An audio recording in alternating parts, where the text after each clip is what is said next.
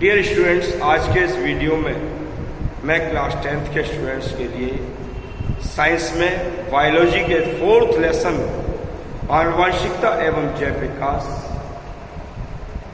में आपको जैव विकास के बारे में जानकारी दे रहा हूँ कि जैव विकास होता क्या है। इस यूनिवर्स अर्थात ब्रह्मांड में हम बहुत से जीवों को देखते हैं, जिनमें कुछ जीव ऐसे होते हैं जो कि एक कोश की होते हैं, अर्थात उनका शरीर एक ही कोशिका का बना हुआ होता है, लेकिन उसको हम अपनी आंखों से नहीं देख सकते। कुछ जीव ऐसे होते हैं जो कि बहुकोशिकीय होते हैं, अर्थात जिनका शरीर एक से अधिक कोशिकाओं का बना हुआ होता है और उनको हम बड़े स्पष्ट रूप से अपनी आंखों से देख लेते हैं।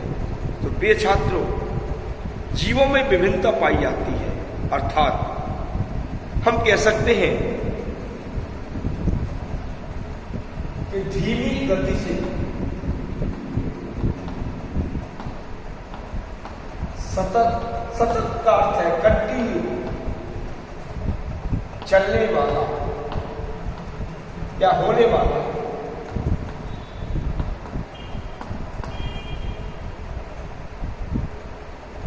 वह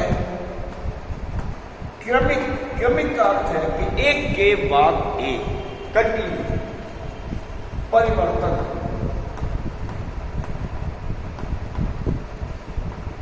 जिसके फलस्वरूप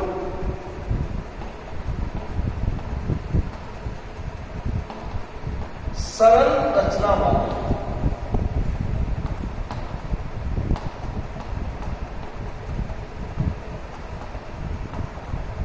जीवों से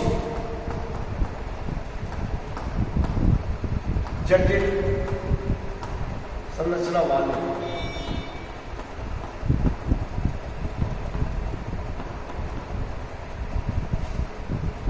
जीवों का विकास हुआ है।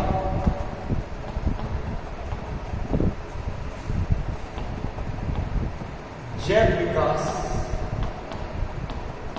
कहलाता है।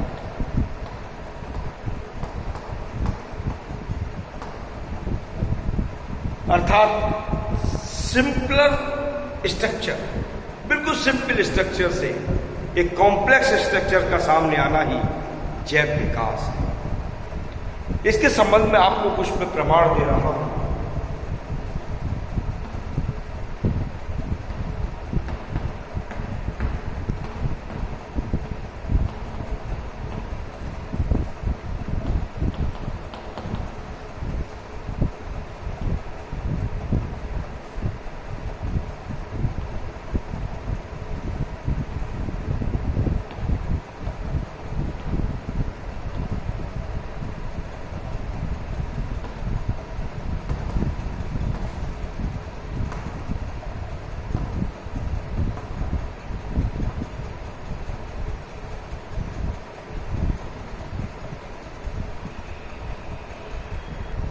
एविडेंसेस ऑफ ऑर्गेनिक इवोल्यूशन, जैव विकास के प्रमाण कि जीवों में विकास की प्रक्रिया किस प्रकार से देखने को मिलती है।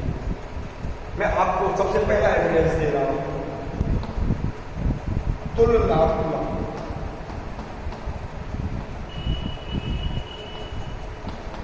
शरीर रचना से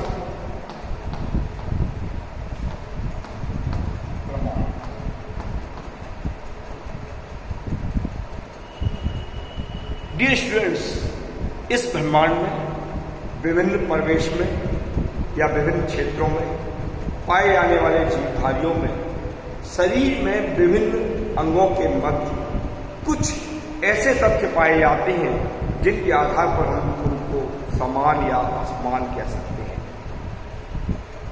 तो इस प्रकार के अंगों को दो भागों में बांटा गया है। नंबर 1, समजात या होमोलोगस,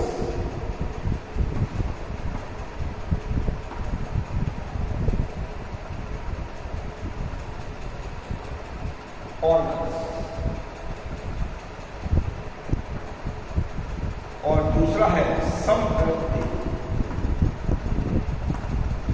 अंग या एनालोगस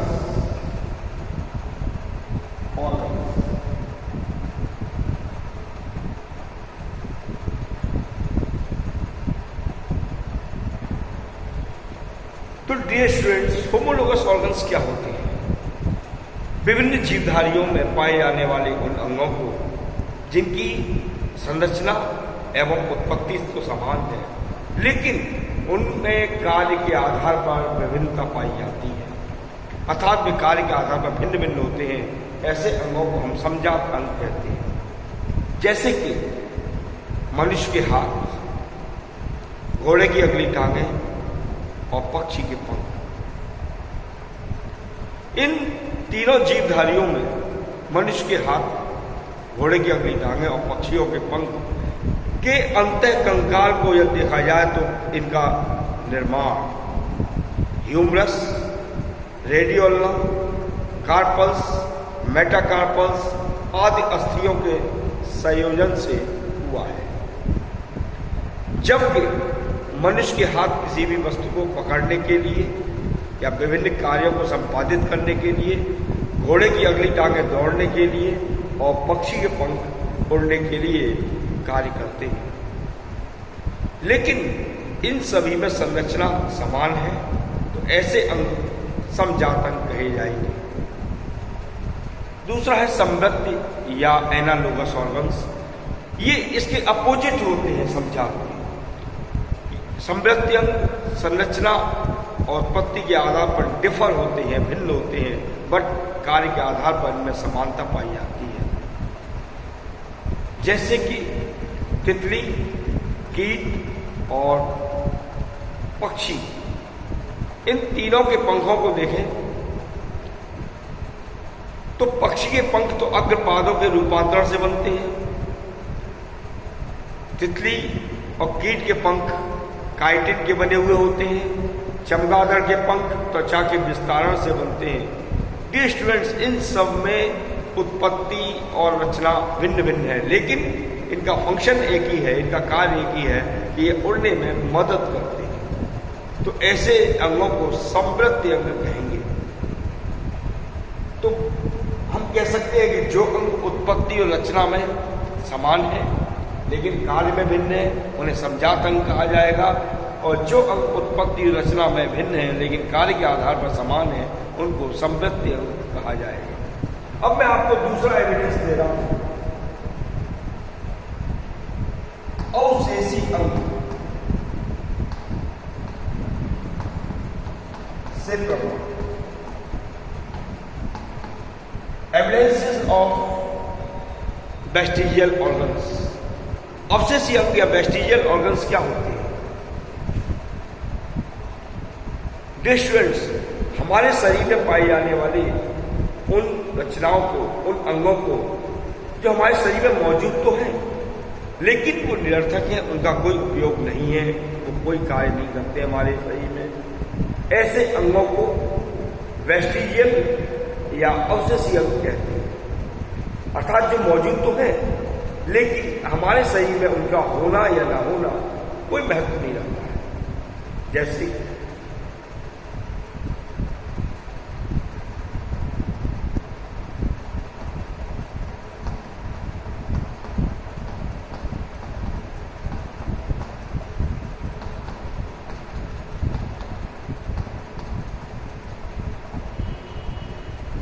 स्किन पर बालों का पाया जाना।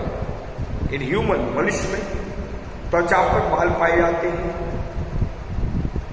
जबकि ये पक्ष जंतुओं में भी पाए जाते हैं, जैसे गाय में, भैंस में, बकरी में। लेकिन दोनों में डिफरेंस है। देखिए, मनुष्य स्तन को ढकने के लिए, शरीर को ढकने के लिए, मौसम के प्रकोप से बचने के लिए कपड़ों का प्रयोग करता है। इसलिए इन बालों का शरीर पर होना या ना होना निरर्थक है, कोई महत्व नहीं है। जबकि जंतुओं में, गाय में, भैंस में, बकरी में, ये जाड़े के मौसम में, ठंड के समय में घने हो जाते हैं और शरीर की सुरक्षा कार्य करते हैं, अर्थात शरीर के ताप को नियंत्रित रखने में मदद करते हैं।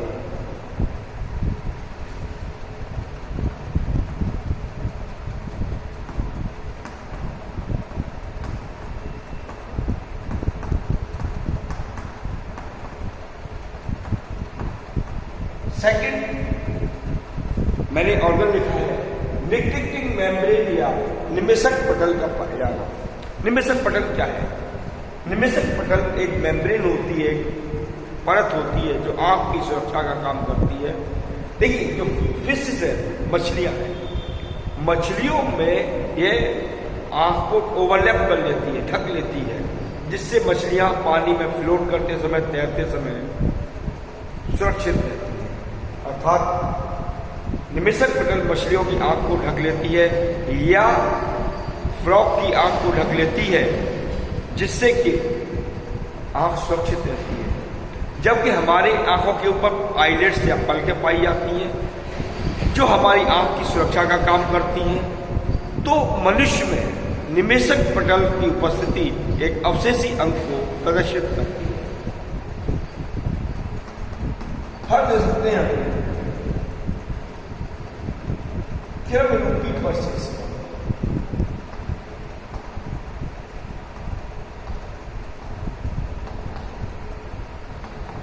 अर्थात वर्मीफॉर्म अपेंडिक्स। डियर स्टूडेंट्स, ये वर्मीफॉर्म अपेंडिक्स या क्रमिरूपी परसेस का जो हर्बीवोर्स होते हैं, जो शाकाहारी जीव होते हैं, अपना भोजन केवल प्लांट से ही लेते हैं, जैसे कैटल्स, गाय, भैंस, बकरी, घोड़ा, हिरन आदि। इन सभी में ये क्रमिरूपी परसेस का या वर्मीफॉर्म अपेंडिक्स सेल्यूलोज के पाचन में सहायक होती है, जबकि मनुष्य एक सर्वाहारी प्राणी है। इसलिए इसमें इस क्रमिरूपी परसेस का कोई महत्व नहीं है, अर्थात एक निरर्थक, एक अवशेषी अंग है। फोर्थ में आपको दे सकता हूं पुच्छ कशेरुक।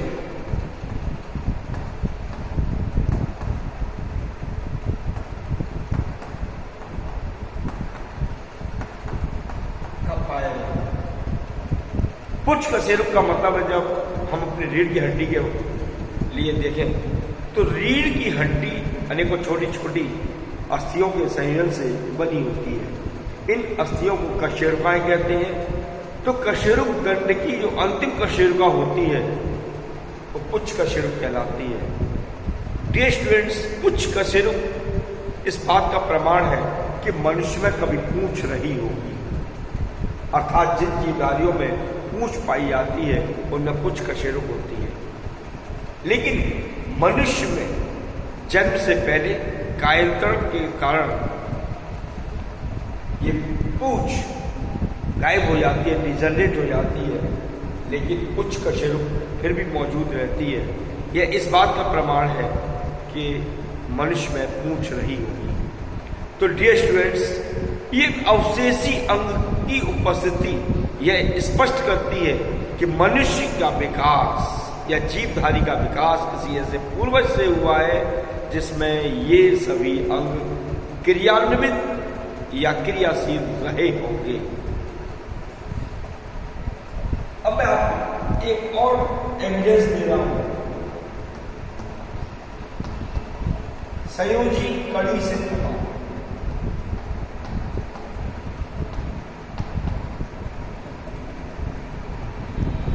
Evidences of connective chains. Connective chains क्या होती है? कुछ जीवधारी ऐसे होते हैं जिनमें दो समूहों के समान विशेषताएं पाई जाती हैं, अर्थात जो दो ग्रुप्स के जंतुओं के साथ संबंध रखते हैं, दो ग्रुप्स के जंतुओं के लक्षण उनमें समाहित होते हैं। ऐसे जीव संयोजी कड़ी कहलाते हैं। जैसे कि मैं आपको एक एग्जाम्पल दे रहा हूं, आर्कियोप्टेरिक्स।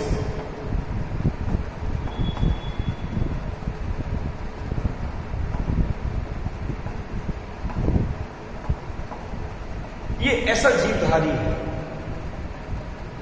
जिसमें पक्षियों और सरीसृपों की भांति विशेषताएं पाई गई।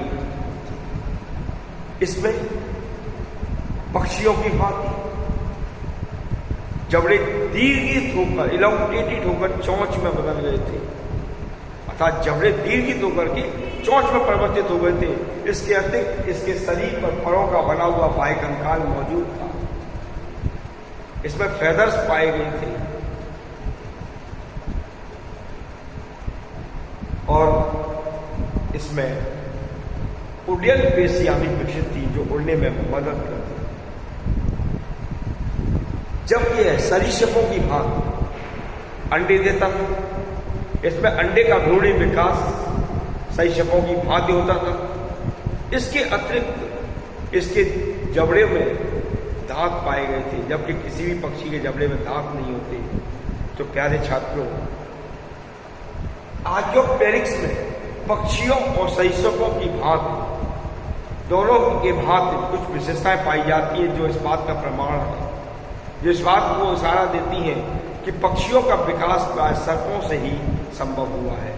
मैं एक और एविडेंस आपको दे रहा हूं, युगलीला।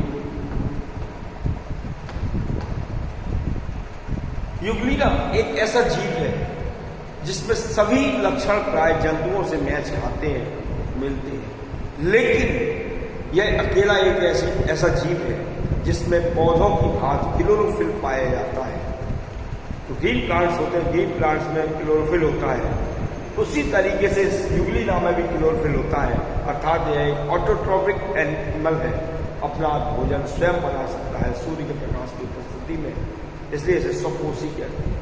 जबकि अन्य से सभी लक्षण इसके जंतुओं से मेल खाते हैं।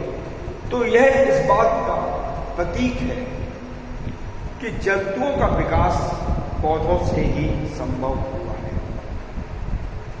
तो डियर स्टूडेंट्स, आज के इस वीडियो में मैंने आपको ऑर्गेनिक इवोल्यूशन से संबंधित ये 3 प्रमाण दिए हैं। पहला तुलनात्मक शरीर रचना से प्रमाण, दूसरा अवशेषी अंगों से प्रमाण और तीसरा संयोजी कड़ी से प्रमाण।